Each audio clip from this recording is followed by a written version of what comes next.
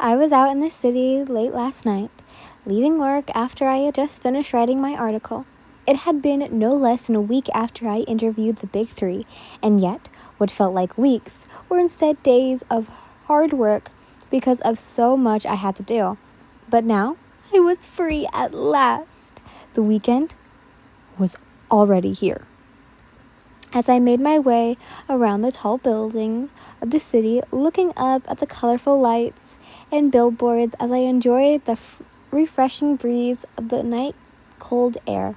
A few citizens as well as I noticed a commotion happening just a few blocks away from where I was. I hurried my pace until I was among a bunch of people hurtling and circling around a group of heroes fighting against a few villains. There weren't many skepticals like these around this part of the city anymore, and witnesses of a hero fighting up close was even rarer. I was excited since I had never actually seen heroes on duty this near before. Just as I made my way through the crowd to the front lines, making my way through them, I couldn't believe who was among the pros. It was Team Fat Gum, finishing off their work by knocking down the villains before quitting. And among them was Tamaki. He finished everyone off by using his radiant quirk, binding the villain, with his tentacles until the police came. People started cheering on for the three of them. And when their praises reached Tamaki, he started shaking anxiously. I giggled, amused by his nervous behavior when he pulled his hood down to hide his face from the pedestrians. Nice job, Sun Eater. You're so cool, man. Sun Eater, you're my favorite hero. He's so adorable in his costume, though. I wonder what he looks like in his casual clothes. So I, too, decided to join in on the hype. Sun Eater, I called. Over here. In the distance, I saw Tamaki had flinch and turn around when he heard my voice. And when he saw me waving at him among the crowd, his eyes widened as if he hadn't seen me in over a year. We were always instructed to keep a distance whenever the pros were working, so at first I didn't get any closer on my own, though after Team Fat Gum was finished, his comrades noticed us looking at each other and called me over afterwards. Miss Lin, he stammered. Yin, what are you doing here so late at night? I smiled awkwardly, scratching the back of my neck. Actually left work now. I was heading off to my apartment when I saw you fighting, Tamaki. What a coincidence, huh?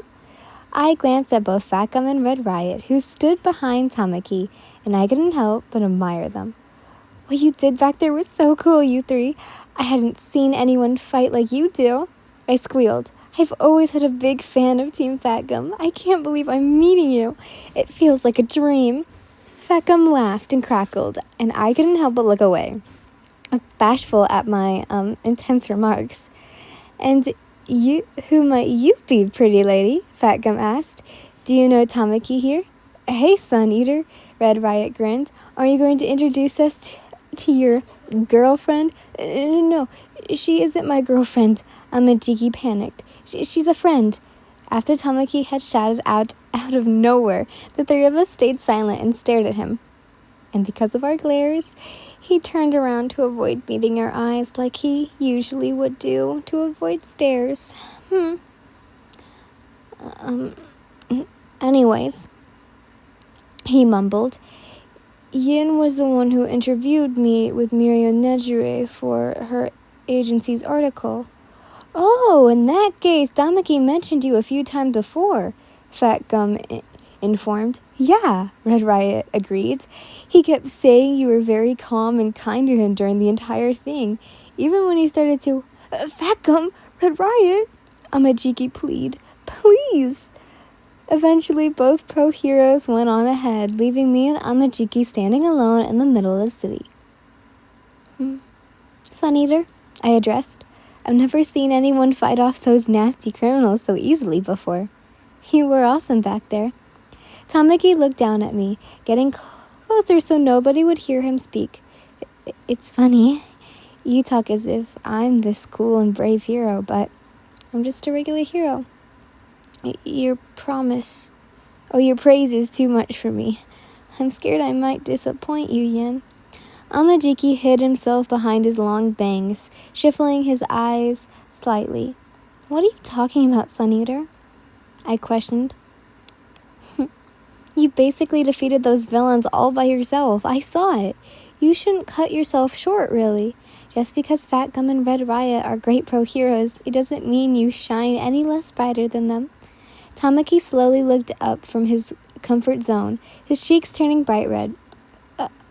I think you're astronomical, Sun Eater. I smiled at him, showing him I was speaking from the heart while his eyes stared at me before he bluntly changed the subject. And please don't call me Sun Eater, Yin, he muttered. I blinked twice, confused. What are you saying? Are we supposed to call you pros by your hero names when you're on duty? I pointed out. Though when I said that, Amajiki frowned a bit, shaking his head. No, not you. Tamaki froze in place, realizing it was too late at what he said when he raised his voice. His cheeks turned even redder than before. And even in the darkest of nights, I noticed them. Amajiki tugged his hood down again to cover his embarrassed face, but I could see his lips moving as he talked. I prefer if you'd call me Tamaki, like you always do. I grinned softly, placing my hand over his shoulder and patted it. All right, I agreed. Tamaki. Though, just as we were starting to have a fluent conversation, some of the specters from the fight still hung around because of Tamaki. Goosebumps crawled up my back as I felt their eyes staring at my back. I could even hear some of the fans talking loudly from a distance. Right there, and then I understood why Tamaki felt so nervous when people stared at him when he worked. Wait, why is that girl talking to Sun Eater so much? Who is she? Does she know him on a personal level? Don't tell me. They're dating. That was when a group of fans ran towards us and started huddling around Amajiki, purposely pushing me out of the way to separate us. I almost fell when I was brought out of the circle and noticed that Amajiki tried his hardest to hide from all of them, as they kept on complimenting his quirk and his looks. You're really cute, Sun Eater. You're always wearing that cloak over your head, so I've never seen your face up close before. Sun Eater, who is that girl you were with? Don't tell me you two are going out. Amajiki stuttered. But whenever Tamaki tried to pull himself away from his fans, he just get pulled back in again. I shook my head, chuckling as I walked away from them. Well then, I guess I'll see you around, Tamaki. Though, when I did, Tamaki tried reaching out, extending his hand towards me. Wait, no, Yin, he screamed. Please, wait up, I need to. Where are you going, Sun Eater? Why don't you join us so we can all have a good time tonight? But I just left the scene, knowing that Amajiki wouldn't be able to get away from his adoring fans. I laughed at myself again, remembering the funny scene unfolding in my head again as Tamaki's fans mauled him out of nowhere, pulling him in the circle, but eventually I stopped smiling, staring at the ground as I got to my apartment. There was a part of me that wished we could have talked a bit more. But I knew life as a pro hero made him too busy to speak to anyone like me so freely. Maybe I was just like those other fans, trying to get Amajiki's attention somehow, even though I knew our relationship probably wouldn't lead to something more than what we had.